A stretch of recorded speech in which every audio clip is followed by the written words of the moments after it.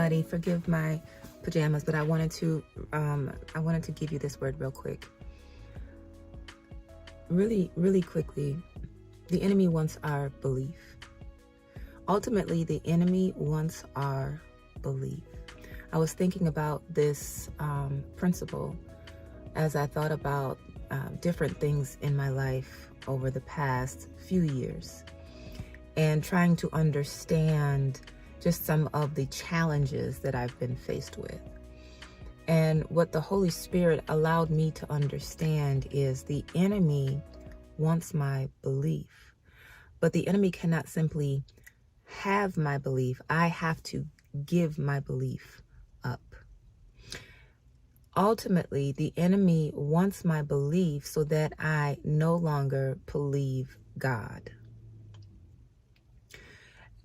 However, the enemy is too smart to know to directly come at us.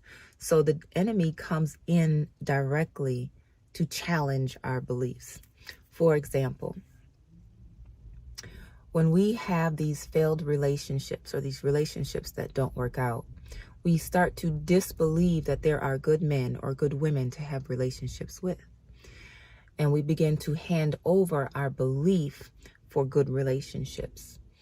When we have business deals that don't work out, we then begin to hand over our belief that either our businesses are going to be successful, or we even begin to believe that there aren't any good people to do business with. When we have health challenges or health scares and things don't quite work out the way that we anticipated, or we're doing everything we can, but the results just aren't there, we begin to hand over our belief that we are going to get better. And in our everyday lives, the more and more that we begin to hand over our belief, the enemy is winning. The enemy is getting us to then translate that unconsciously. We begin to translate that disbelief into our relationship with God. We stop believing that God is going to help us through it. We stop believing that God is going to heal us. We stop believing that God is going to be there for us, that he even hears us. And so ultimately we then stop believing God. We stop believing in God. And that's what the enemy is trying to get us to do. Through disbelief, the enemy wants us to not believe in God. And so, beloved, we have to be very careful when it comes to what we are forfeiting through our experiences. Our experiences are not there to rob us of our relationship with God. But the enemy would have you to think that. The enemy wants your belief. Because when you no longer believe, beloved, what then happens? When you stop believing, you stop hoping. And when you stop hoping, you become complacent to where you are now. And many of us, where we are right now, we haven't even scratched the potential to everything that God has for us.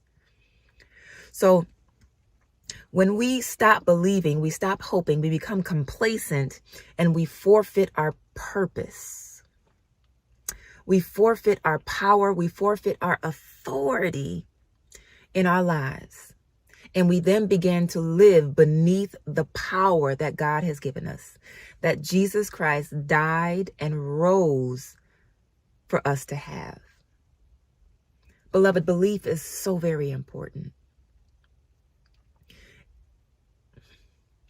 It is so very important, and that's why the enemy tries so very hard to get us to stop believing. Stop believing in yourself.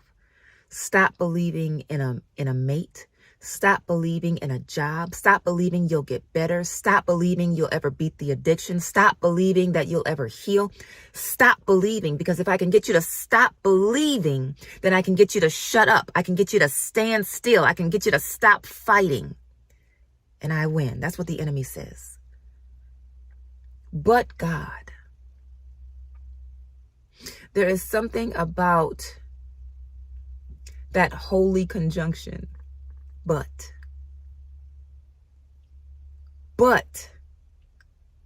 I have the Holy Spirit in me. And greater is he that is in me than he that is in the world. So I know that my name is not victim. My name is victory.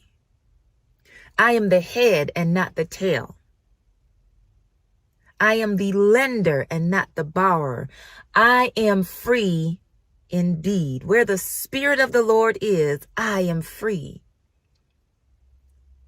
These are the things that we have to be very careful of when we forfeit, when we say we no longer believe. You're forfeiting God's promises for you. And that's exactly what the enemy wants you to do.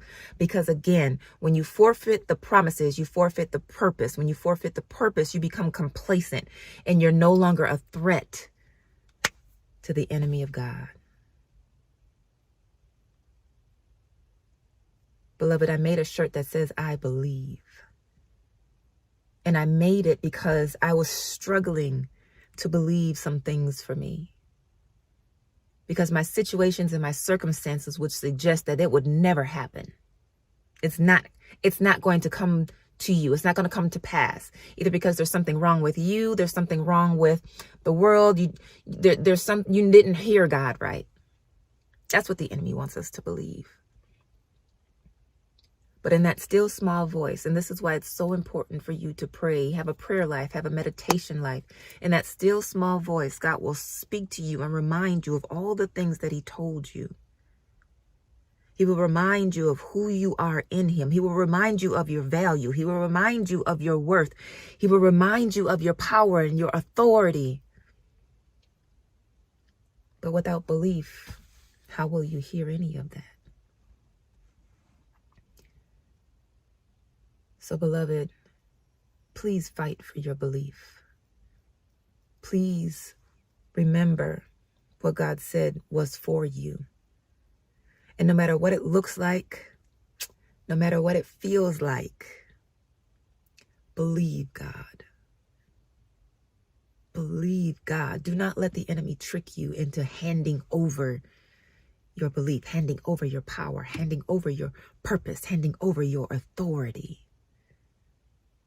Christ died and rose for you to have it. So, beloved, I love you. And I am believing with you, and I am believing for you that you will see the promises of God and you will fulfill your purpose according to his will and glory. Don't give up. Keep fighting for what you believe in.